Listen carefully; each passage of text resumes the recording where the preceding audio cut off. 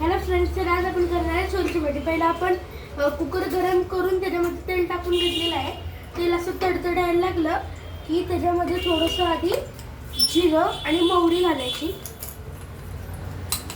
मोहरी थोडीशीच घालायची.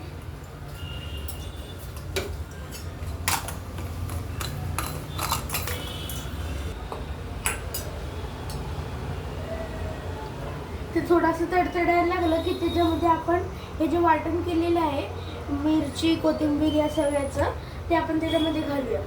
आलं लसूण कोथिंबीर पण घालतो.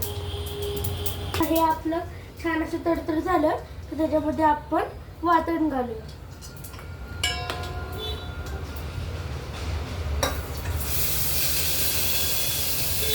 हे वाटण्यात घातलं की ते जिरं मोहरी सोबत असं छान परतून घ्यायचं. आता हे आपलं छान परतून झालं की त्याच्यामध्ये 1 चमचाभर लाल तिखट टाकूया. लाल तिखट टाकलं की आपला एक घरचा मसाला आहे जो तो माझ्या आईने बनवला आहे, तो आपण त्याच्यामध्ये टाकूया.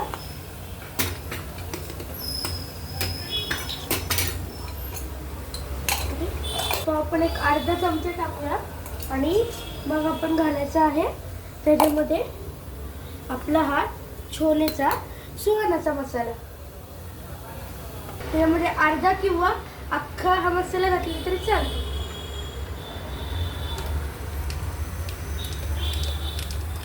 परतून घ्यायचं. आपण 3 मसाले वेगवेगळे घातलेले आहेत. त्यात एकदम असं छान असं तर्री सारखा रस्सा करायचा. तो खायला पण छान वाटतो आणि त्याचा स्वाद पण खूप छान लागतो. मसाला जो असतो तो ते वाटलेला सगळा असा, त्या वाटण्याचा कलरच म्हणजे एकदम सगळा तो मसाला त्याला छान असा परतून घ्यायचा. हे आपण छान असे भिजून घेतलेले आहेत छोले, म्हणजे धुवून घेतलेले आहेत. कालच भिजायला टाकले होते, ते असे छान असे आता फुगलेले आहेत. आता आपण हा जो परतलेला मसाला आहे तो आपण त्यात घालूया. त्याच्यामध्ये आपण हे छोले घालूया.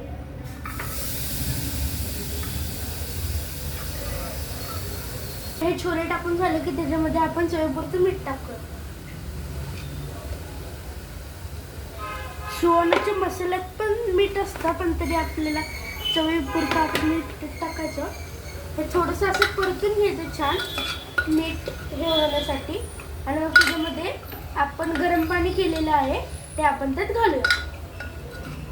गरम पाण्याने कडधान्य जरा पटकन शिजतात म्हणून आपण त्यात गरम पाणी घालायचं. आता आपलं हे छान असं हलवून झालंय. आता आपण त्याच्यामध्ये ते जे केलं गरम पाणी जे केलं आहे ते घालूया. एक पातेलभर, छोटं पातेलभर गरम पाणी करून घालायचं. वाटल्यास रस्सा कलर पडेल तर आपण थोडंसं आपण जे पितो जे पाणी असतं ते घातलं तरी चालेल. तर एकदम असं छान आणि एकदम असं छान रंग आलेला आहे. आता थोडंसं हलवायचं. ते मसाला आणि मीठ जे असतं ते तसं हे झालं मिक्स झालं की आपण त्याच्यामध्ये त्याचं झाकण लावून एक 3 शिट्ट्या करून घ्यायच्या.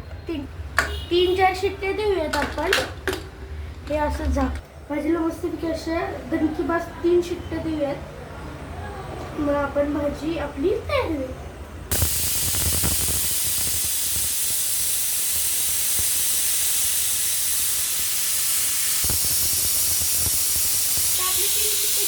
आता आपण गॅस बंद करूया. आता आपली वाफ गेलेली आहे, तरी आपण एकदा चेक करूया. तर आपली वाफ गेलेली आहे, कुकरची वाफ गेलेली आहे. ते आता आपण कुकर उघडून भाजी कशी झाली बघूया. बघा अशी तरी आणि एकदम असं छान असा रंग आलेला आहे, तुम्ही बघू शकता.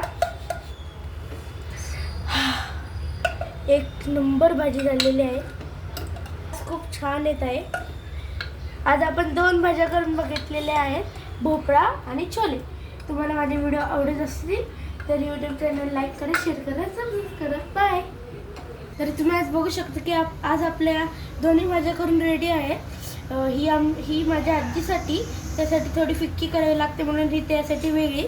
आणि ही बाबांसाठी म्हणजेच आमच्या सर्वांसाठी ही अशी तिखटवाली भाजी. तुम्हाला जर का आवडली असेल तर लाईक करा, शेअर करा आणि सबस्क्राईब करा. बाय.